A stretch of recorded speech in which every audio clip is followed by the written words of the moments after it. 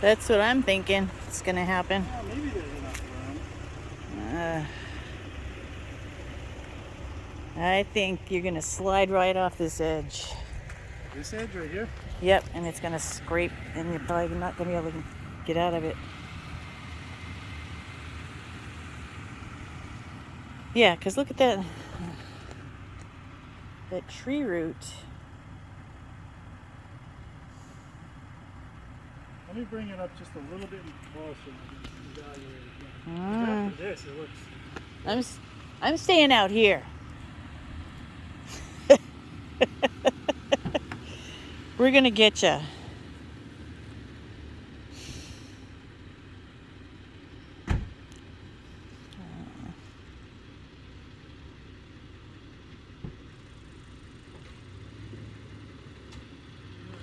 can't even see it.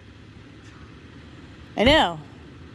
I can't see it. The hood's in the way. See, the problem is, I think your tire has to hit this corner right here.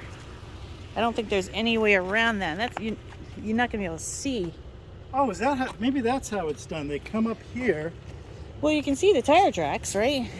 Well, yeah. They come up here and then they turn back into it. And drop off right here. Maybe, but you're gonna be scraping this rock too, aren't you? Yeah, that rocks. No, we got plenty of clearance for that one.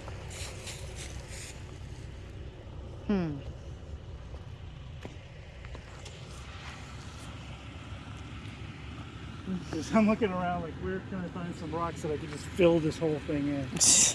Like we did in Arizona. Yeah. I don't know about this, Bunja.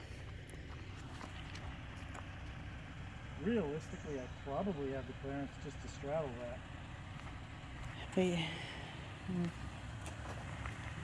But I can't see it. I can't see it from That's there. the thing. You're not going to be able to know where to put the tires.